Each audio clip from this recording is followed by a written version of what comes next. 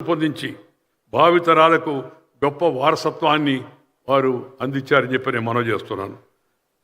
తెలుగు నుంచి తెలుగుకి వాడుకలో మంచి పదాలను మనకి అందజేసి, ఇంగ్లీష్ నుంచి తెలుగుకి ఈ నిఘంటువును రెండింటినీ రూపొందించడం అవుతుందో ఇది దేశం యొక్క భాషా చరిత్రలో నిలబడే గొప్ప అధ్యాయం అని చెప్పని మీ అందరికి కూడా నేను మనం చేస్తున్నాను. దానికి ఎంత గుండె ధైర్యం, ఎంత నిబద్ధత ఉంటే కానీ అది సాధ్యమయ్యే విషయం కాదు. నిఘంటువును రూపొందించడం అంటే ఈ రామోజీ ఫిల్మ్ సిటీ కూడా ప్రపంచంలో అతిపెద్ద సినిమా స్టూడియోగా గిన్నిస్ రికార్డు సాధించి తెలుగు నేర సృజనాత్మకతను అంతర్జాతీయ గుర్తింపు తెచ్చిపెట్టింది.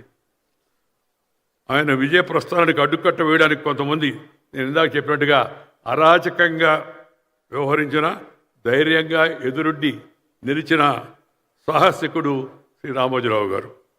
Share and care is the core of Indian philosophy నేను ఎప్పుడు చెప్తుంటాను. ఆ ఫిలాసఫీ మీద ఆయన నమ్మకం కలిగిన వాడు. మనకున్న దానిలో కొంత ఇతరులతో కూడా పంచుకుందాం, సర్వే జన సుఖినో భవంతు అని చెప్పినట్టు భావాన్ని కలిగి ఆయన ప్రకృతి వైపరీత్యాల్లో నిలువనేడు కోల్పోయినట్టు వారికి, ఎందరో నిరుపేదలకు ఈనాడు సహాయ నిధి పేరుతో వారు ఇళ్లు కట్టించారు. జలయజ్ఞం, వనయజ్ఞం పేరుతో ప్రజలలో చైతన్యం తీసుకొచ్చి చెరువుల్లో పూడికి తీత, చెట్ల పెంపకం వంటి సామాజిక కార్యక్రమాలకు నేతృత్వం వహించే విధంగా ఆయన పత్రిక నడిపారు. నాకు రామోజీరావు గారి మధ్య అనుబంధం ప్రత్యేకం. ఆయన తుది శ్వాస వరకు మా అనుబంధం కొనసాగేది. నేను శాసనసభ్యుడిగా ఉన్నప్పుడు ఆయన రోజు పక్కనే ఈనాడు పత్రిక ఆఫీసు ఉంటే అక్కడ పిలిచేవారు, కలిసి భోంచేసేవాళ్ళం, అనేక విషయాలపై చర్చించేవాళ్ళం, తర్కించుకునేవాళ్ళం, అంగీకరించేవాళ్ళం, విభేదించేవాళ్ళం. విభేదించి కూడా వాదాలు ఫైనల్గా ఒక నిర్ణయానికి రాలేకపోతే అగ్రీ టు డిజగ్రీ అని చెప్పి అనుకునేవాళ్ళం గౌరవప్రదంగా. ఎందుకంటే ఆయన ఒక నిఘంటు, ఆయనే ఒక నిఘంటు. ఆయన జీవితం చూసుకొని మనం తరచు చూస్తే మనకి ఆ నిఘంటు అనే పదాన్ని ఎందుకు వాడానో మీకు అర్థమవుతుంది. ముఖ్యంగా ప్రజా తీర్పుతో ఎన్నికైనటువంటి యొక్క ముఖ్యమంత్రిని ఆ రోజు అన్యాయంగా, అక్రమంగా ఆయన గుండె జబ్బుతో అమెరికాకు పోయి ఆపరేషన్ చేసుకొస్తే అన్యాయంగా, అక్రమంగా ఇక్కడ తొలగించేసిన ఘటన మనందరికీ తెలుసు. గవర్నరు, నాటి ఆయన మిత్రుడిగా ఉన్నట్టు మరొక వ్యక్తి కలిసి చేసాడు నమ్మక ద్రోహం. ఆ ప్రజల్లో ఈ విషయాన్ని చైతన్యం తీసుకొచ్చే విధంగా అన్యాయాన్ని విస్తృతంగా చాటి చెప్పి న్యాయం జరగాల్సిన అవసరాన్ని నొక్కి చెప్పే విధంగా ఆ బాధ్యతను రామోజీరావు గారు తన భుజస్కంధాలపై వేసుకున్నారు. ఆనాటి ఉద్యమం తర్వాత మేము మరింత దగ్గరయ్యాం. తరచుగా కలుస్తూ విషయాలపై మాట్లాడుకొని రాజకీయాలపై నిరంతరం నేను వారితో చర్చిస్తుండేవాడిని. నేను ఒక రకంగా రాజకీయాల్లో పైకి రావడానికి పెద్దలు అద్వానీ గారు, అటల్ బిహారీ వాజ్పేయి గారు ఒక కారణమైతే, ఇక్కడ తెలుగు రాష్ట్రంలో కాస్త గుర్తింపు తెచ్చుకోవడానికి రామోజీరావు గారి సలహాలు ఎంతగానో ఉపయోగపడ్డాయని చెప్పని నేను సవినయంగా మనవి చేస్తున్నాను. ఆ మాట చెప్పడానికి నేనేమాత్రం వెనకాడడం లేదు. నేను ఆయన్ని ఎప్పుడు కోరుతూ ఉండేవాడిని, కాస్త కొద్దిగా విశ్రాంతి తీసుకోండి అని. ఆయన పనిలోనే నాకు విశ్రాంతి. My rest lies in the work, hard work అనే ఫిలాసఫీ ఆయన. కష్టపడుతూనే ఉండేవాడు. దాంట్లో నుంచి నేను ఆ మాట ఒకటి తయారు చేసి ఈ మధ్య జనంలో ప్రచారం చేస్తా. ఇష్టపడిన పనిని కష్టపడి చేస్తే నష్టపడేది లేదు అని ఆయన విశ్వాసం. ఆయన ఇష్టపడిన పనిని కష్టపడి చేస్తే నష్టపడేది లేదని. ఆ విధంగా ఎప్పుడు ఆయన కష్టపడుతూ ఉండేవాడు. ఎప్పుడు దేశంలో, ప్రపంచంలో జరుగుతున్న పరిస్థితులను గమనిస్తూ ఉండేవాడు. దానికి తనదైన పరిష్కార మార్గం ఏందామని ఆలోచించేవాడు. మిత్రులతో ఇక్కడ ఉండి పనిచేసే వర్గంతో అందరితో కూడా చర్చించేవాడు. తుది శ్వాస వరకు ఆయన పనిచేస్తూనే ఉండి తాను అన్న మాటలు నిజం చేసి చూపించిన గొప్ప వ్యక్తి వారు. ఆయన క్రమశిక్షణ, సమయ పాలన, నిబద్ధత నేటి యువతకు స్ఫూర్తిదాయకం. ప్రజాస్వామ్య వ్యవస్థకున్న 4 స్తంభాల్లో జర్నలిజం ఒకటి. ఎంతో బాధ్యతాయుతంగా నిర్వర్తించాల్సిన వృత్తి ఇది. నిజాయితీ, నిష్పాక్షిక వైఖరి, జవాబుదారీతనంతో వ్యవహరించాల్సిన వృత్తి ఇది. డిజిటల్ యుగంలో అతివేగంగా వార్తలను చేరవేయాలనే ఒత్తిడి, క్విక్ బైట్ సంస్కృతి పెరిగిపోవడం వలన తరచుగా వార్తల నాణ్యత, నిష్పాక్షత తగ్గిపోతూ ఉన్నాయి. మరొక పక్క social media anti social media తయారైపోయి హెడ్లైన్స్ చూస్తాం కానీ లోపల చూస్తే అసలు విషయం ఏమి ఉండదు. అదొక కొత్త ధోరణి వాళ్ళ జర్నలిజంలో, పత్రికల్లో, టెలివిజన్ ఛానల్లో ముఖ్యంగా వచ్చింది. ఆ టెలివిజన్ ఛానల్లో ఒక్కొక్కసారి ఆ వార్త వింటాం, లోపల చూసి అసలు ఏమి ఉండదు. నేను ఉదయం చెప్పాను, ఇప్పుడు మిత్రుడు రేవంత్ రెడ్డి గారు కూడా ఉన్నారు కాబట్టి చెప్తున్నాను. ఒకరోజు ఒక యూట్యూబ్ ఛానల్ రేవంత్ రెడ్డికి రాడ్డు దింపిన వెంకయ్య అని. నాకు యువకుడు, నేను ఎంతో నచ్చేవాడు, మెచ్చేవాడు, కష్టపడి పనిచేస్తున్నాడు. పార్టీలు వేరే కావచ్చు, ఎవరి ఆలోచనలు వాళ్ళే అనుకోండి. ఏందా వార్త లోపల చూస్తే అదేమి లేదు. తెలుగులో మాట ఉంది, పైన పటారం లోన రొటారం అని చెప్పాను. This is the trend.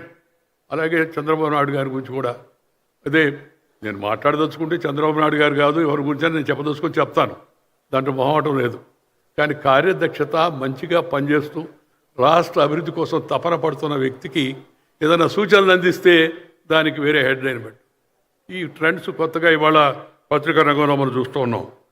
నేను కోరుకునేది ఏంటంటే వారి కుటుంబ సభ్యులు కిరణ్ కానీ, లేకపోతే శైలజ కానీ, విజయేశ్వరి కానీ, మనవాళ్ళు కానీ, మనవరాళ్ళు అందరూ కూడా ఆయన చూపించిన నిబద్ధత, కర్తవ్య దీక్ష, ఆ క్రమశిక్షణ, ఆ జనానికి జవాబుదారీతనం, దాన్ని అలాగే కొనసాగిస్తూ ముందుకు తీసుకెళ్లడమే ఆయనకు కుటుంబం అర్పించేటికి నివాళి.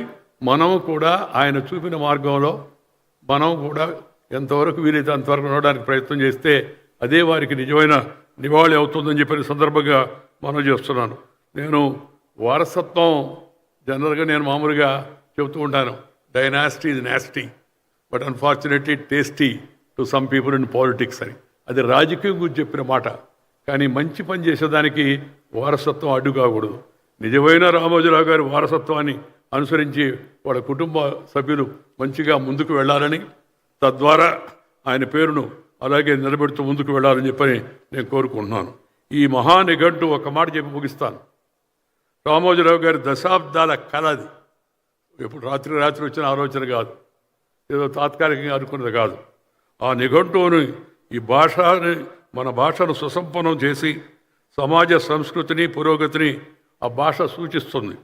అలాంటి సమస్త రంగాల్లోనూ అమ్మ భాష వాడుకతో తెలుగు జాతి పరిపుష్టం కావాలని, అందుకు తెలుగు ఆధునిక విశ్వసనీయ నిఘంటువులను అందించాలని ఒక మహా నిఘంటువును నిర్మించి మన భాష యొక్క విశ్వరూపాన్ని చూపాలనేది ఆ రామోజీరావు గారి కళ. దశాబ్దాలుగా వారు దాని గురించి ఆలోచించారు. అది వాళ్ళు నెరవేరుతుంది. నేను ఎప్పుడు చెబుతూ ఉంటాను, ఆ మాట చెప్పి ముగిస్తాను. అమ్మను, అమ్మ భాషను, పుట్టిన ఊరును, కన్న తల్లిని, జన్మభూమిని, మాతృభాషను, పాఠం చెప్పిన గురువును, ప్రాణం ఇచ్చిన దేశాన్ని మర్చిపోయినవాడు మానవుడే కాదు అని చెప్పని. అమ్మ భాష కళ్ళద్దాలు లాంటిది కాదు.